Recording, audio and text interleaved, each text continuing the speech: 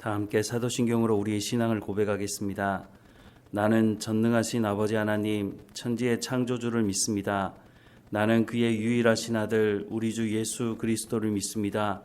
그는 성령으로 잉태되어 동정녀 마리아에게서 나시고 본디오 빌라도에게 고난을 받아 십자가에 못 박혀 죽으시고 장사된 지 사흘 만에 죽은 자 가운데서 다시 살아나셨으며 하늘에 오르시어 전능하신 아버지 하나님 우편에 앉아 계시다가 거기로부터 살아있는 자와 죽은 자를 심판하러 오십니다. 나는 성령을 믿으며 거룩한 공교회와 성도의 교제와 죄를 용서받는 것과 몸의 부활과 영생을 믿습니다. 아멘. 찬송가 94장 함께 찬양하겠습니다. 94장 함께 찬양하겠습니다. 주 예수보다 더 귀한 것은 없네. 이 세상 부귀와 바꿀 수 없네. 영축을 내 대신 돌아가신 그 놀라운 사랑 잊지 못해. 세상 즐거움 다 버리고 세상 자랑 다 버렸네. 주 예수보다 더 귀한 것은 없네. 예수 밖에는 없네. 주 예수보다 더 귀한 것은 없네. 이 세상 명예와 바꿀 수 없네. 이전에 즐기던 세상 일도 주 사랑하는 마음 뺏지 못해. 세상 즐거움 다 버리고 세상 자랑 다 버렸네. 주 예수보다 더 귀한 것은 없네. 예수 밖에는 없네. 주 예수보다 더 귀한 것은 없네. 이 세상 행복과 바꿀 수 없네. 유혹과 핍박이 몰려와도 주 섬기는 내 맘 변치 않아. 세상 즐거움 다 버리고 세상 자랑 다 버렸네. 주 예수보다 더 귀한 것은 없네. 예수 밖에는 없네. 아멘. 오늘 하나님께서 우리에게 주시는 말씀은 시편 61편 말씀입니다. 함께 읽겠습니다. 하나님이여 나의 부르짖음을 들으시며 내 기도에 유의하소서. 내 마음이 약해질 때에 땅끝에서부터 주께 부르짖으오니 나보다 높은 바위에 나를 인도하소서. 주는 나의 피난처시요 원수를 피하는 견고한 망대이심이니이다. 내가 영원히 주의 장막에 머물며 내가 주의 날개 아래로 피하리이다. 주 하나님이여 주께서 나의 서원을 들으시고 주의 이름을 경외하는 자가 얻을 기업을 내게 주셨나이다. 주께서 왕에게 장수하게 하사 그의 나이가 여러 대에 미치게 하시리이다. 그가 영원히 하나님 앞에서 거주하리니 인자와 진리를 예비하사 그를 보호하소서. 그리하시면 내가 주의 이름을 영원히 찬양하며 매일 나의 서원을 이행하리이다. 아멘. 우리가 성경을 볼 때 성경 말씀을 제대로 이해하지 못하고 잘못 적용하는 말씀들이 있는데 그 대표적인 말씀이 예레미야서 33장 3절 말씀입니다. 예레미야서 33장 3절 말씀에 너는 내게 부르짖으라 내가 내게 응답하겠고 내가 알지 못하는 크고 은밀한 일을 내게 보이리라 라는 이 말씀입니다. 이 말씀을 아마 처음 듣는 분도 계실지 모르겠지만 이 말씀을 가지고 말씀을 전하시는 분들마다 어디에다 이 말씀을 적용을 하느냐 하면 내가 하나님께 부르짖는 것은 하나님 다 응답하실 거다라고 하는데 이 말씀을 인용합니다. 근데 그렇게 듣고 이 말씀을 보면 그렇게 맞는 것 같습니다. 너는 내게 부르짖으라 내가 내게 응답하겠고 내가 알지 못하는 크고 은밀한 일을 내게 보이리라. 이 말씀 요 한 구절만 가지고 그렇게 얘기하면 그 말이 맞아 보입니다. 아, 내가 하나님께 부르짖는 건 하나님 다 응답해 주시는구나. 그런데 하나님께서 크고 은밀한 일을 보이시려라고 말씀하시는데 그건 무엇을 말하는 걸까요? 내가 원하는 크고 은밀한 내가 원하는 성공, 내가 원하는 내 안에 필요한 것들,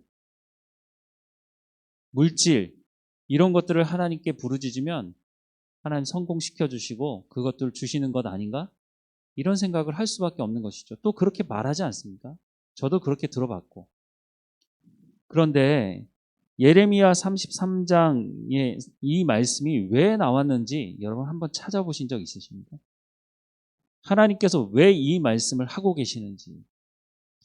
예레미야 선지자는 마지막 예루살렘의 성전이 무너지고 나라가 망하는 것을 직접 목격했던 선지자였습니다. 예레미야 선지자는 등장할 때부터 끝까지 이 나라가 망하게 될 것이니 망하지 않도록 회개하고 돌이키라는 말씀을 선포했던 선지자입니다. 오죽하면 예레미야 선지자 별명이 눈물의 선지자였겠습니까? 눈물을 흘리지 않을 수가 없는 겁니다. 아무리 하나님 말씀을 선포해도 듣지 않고 회개하지 않고 돌이키지 않는 이 백성들의 그 모습을 보면서 가슴이 아픈 거죠. 결국은 나라가 망하고 예레미야 애가를 보면 그 나라가 망한 그 처참한 일들을 기록하고 있습니다. 그 와중에 하시는 말씀입니다. 너는 내게 부르짖으라. 뭘 부르짖으란 말일까요? 하나님 우리가 잘못했습니다. 우리가 하나님 말씀대로 순종하지 않았습니다. 하나님 우리를 불쌍히 여겨달라고 하는 그 부르짖음을 말하는 것입니다. 그러면 하나님께서 말씀하시는 크고 은밀한 일은 뭘까요? 그것은 나라가 망해도 하나님께서 다시 회복시켜 주실 것이다. 너희들이 회개하고 돌이키면 내가 다시 포로로부터 다시 돌아올 수 있도록 하겠다고 하는 그 약속의 말씀이 여기에 담겨져 있습니다. 여러분 한번 예레미야 33장뿐만 아니라 예레미야 전체를 읽어보십시오. 이 말이 무슨 의미인지. 그런데 이 말씀만 떼가지고 부르짖으면 다 하나님께서 응답해 주실 거라고 그렇게 정말 속 터지는 일이죠. 근데 우리는 또 그거 듣고 좋아하죠. 아, 내가 원하는 건 하나님께 부르짖으면 다 응답해 주시는구나. 하나님 전혀 그런 말씀을 하시는 것이 아닙니다. 우리가 왜 성경을 제대로 보고 제대로 이해해야 하느냐면 이 말씀 한 구절만 하더라도 우리의 삶에 영향을 엄청나게 미칩니다. 그래서 하나님께 기도할 때마다 매사에 부르짖습니다. 물론 성경에서 부르짖으란 말씀이 분명히 기록되어 있습니다. 그런데 그 부르짖으라고 말씀하실 때 언제 어떤 상황에서 부르짖어야 하는지를 말씀하고 있습니다. 가장 대표적인 것이 나라가 위급한 상황일 때입니다. 나라가 망하기 직전에 전쟁이 일어나서 이제는 곧 망하게 되었을 같은 그런 상황에서 하나님께 부르짖으라고 말씀하고 있습니다. 또 오늘 시편의 말씀과 같이 내가 정말로 하나님 앞에서 큰 고난을 통해서 나 이렇게 되면 이제 망하게 될 것 같구나. 그런 상황에서 하나님께 부르짖을 때 하나님 응답하시겠다고 말씀하고 있는 것입니다.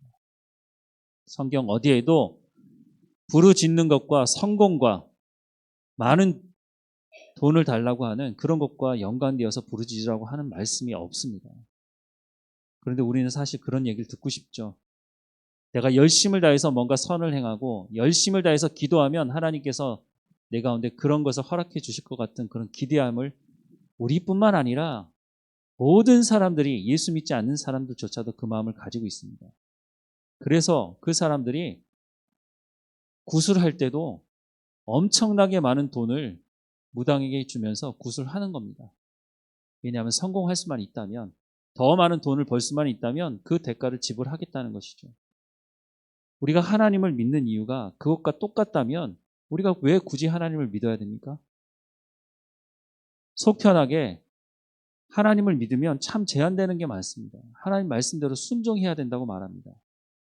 마지막 심판 앞에 섰을 때 하나님께서 우리에게 네가 하나님 말씀대로 순종했느냐 순종하지 않았느냐를 묻는다고 말씀하고 있습니다.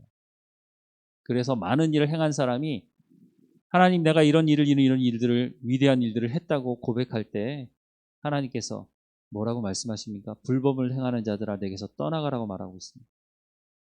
불법을 행했다는 것은 하나님 말씀대로 순종하지 않았다는 것입니다. 성경에 기록된 말씀을 우리가 볼 수 있고 우리가 이 성경의 말씀을 제대로 들어야 우리가 마지막 순간에 불법을 행하는 자들아 내게서 떠나가라는 말을 듣지 않을 수가 있는 것입니다. 하나님께서 우리 가운데 이런 말씀을 해주시고 있는 것은 우리가 그럴 가능성이 있기 때문에 우리가 그렇지 말라고 하나님 우리를 사랑하시기 때문에 하시는 말씀인 것을 보게 됩니다. 하나님 앞에 우리가 어려움 당할 때 부르짖지 말라고 해도 고난 중에 있을 때 하나님께 부르짖게 되어 있습니다. 그런데 오늘 본문의 말씀은 하나님께 부르짖는 것으로만 끝나고 있지 않습니다. 하나님께서 나를 구원하실 분이라고 하는 것을 분명히 알고 하나님께 부르짖으면서 그러면 그 부르짖음에 하나님께서 바로 응답하셨느냐? 그렇지 않았다는 겁니다. 욥이 고난당할 때 하나님께 부르짖습니다. 욥은 정말 우리가 보기에 엄청난 신앙의 고백을 하지 않습니까? 하나님께서 주셨으니 하나님께서 가져가는 것이 마땅합니다라고 하는 것을 모든 것을 잃었던 욥이 고백하는 것 그거 정말 쉽지 않다는 걸 우리도 너무 잘 알지 않습니까? 그런데 욥은 그런 고백을 합니다. 그 고백을 했다고 하는 것은 하나님께서 욥을 칭찬하신 그 칭찬의 말이 맞았다는 것이죠. 그러면 욥이 이런 신앙의 고백을 했다면 당장 하나님께서 욥을 그 부르짖는 욥을 당장 구원해 주셔야 되는 것 아니겠습니까? 그런데 상당히 오랜 시간 동안 그 고난 속에 욥을 하나님께서 놓아두십니다. 욥이 끊임없이 하나님께 나가서 내가 죄가 없다는 것을 하나님 아시지 않습니까? 내가 왜 이 고난을 당해야 됩니까? 하나님 내 가운데 설명을 해 주십시오. 그렇게 하나님 앞에 부르짖고 하나님께 나아갑니다. 그런데 그 욥이 끝까지 포기하지 않는 것은 하나님입니다. 하나님께 나가서 하나님께 묻고 있고 하나님께 응답을 기다리고 있습니다. 그 응답을 기다리는 동안 욥은 친구들로부터 끊임없이 비난을 받아야 됐고 자기의 몸은 병들어서 고통을 당해야 되는 시간을 지내야 했습니다. 그런데 그 속에서 욥의 아내의 말처럼 하나님을 저주하고 자기의 목숨을 끊는 것이 아니라 끝까지 하나님을 의지하고 나아갑니다. 오늘 본문 마지막 절에 보면 그리하시면 내가 주의 이름을 영원히 찬양하며 매일 나의 서원을 이행하리이다 라고 말하고 있습니다. 하나님께 부르짖을 만큼 고통스러운 순간인데 하나님을 어떻게 찬양할 수 있을까요? 차라리 정말 욥의 아내의 말처럼 하나님을 저주하고 죽는 것이 더 옳은 선택일지도 모르겠습니다. 하지만 그것이 옳은 길이 아니라고 말씀하고 있습니다. 하나님께서 이 고난도 주관하시고 인도하시는 줄 믿기 때문에 하나님을 찬양하는 것입니다. 그리고 이 고난이 끝까지 지속되지 않고 분명한 끝이 있다고 하는 것을 하나님께서 말씀해 주시고 있기 때문에 그 하나님을 의지하고 나가는 것입니다. 하나님께 부르짖어야 할 때 부르짖어야 합니다. 아무 때나 하나님 앞에 부르짖는 것이 아닙니다.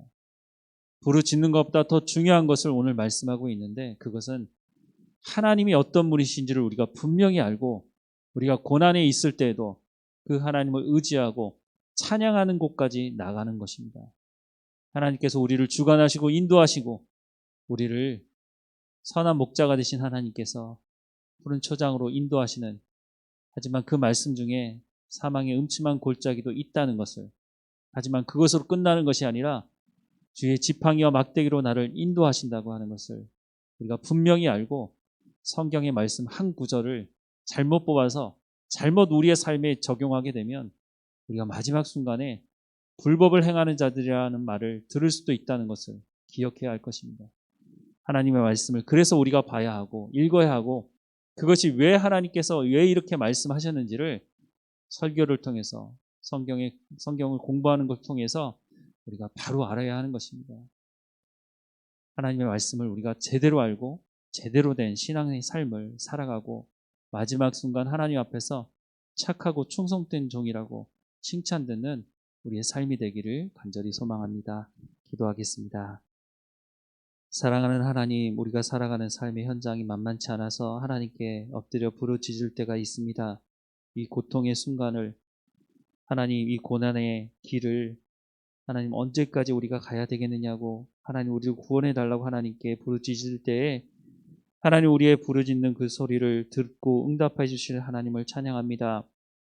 하나님 당장 이 고난이 사라지지 않을지라도 우리가 하나님 앞에 나가 엎드려 기도하며 때로는 부르짖을 수도 없이 신음하는 우리의 삶이지만 하나님 우리를 하나님의 손에서 단 한 번도 놓지 않으시고 우리를 인도하시는 하나님이신 것을 우리가 성경의 말씀을 통해서 확실히 알게 됩니다. 하나님, 우리가 그 고난 속에서도 하나님을 기억하며 하나님을 찬양하고 하나님의 말씀에 순종하는 삶을 통해서 착하고 충성된 종이라고 칭찬드는 삶으로 나갈 수 있도록 인도해 주옵소서.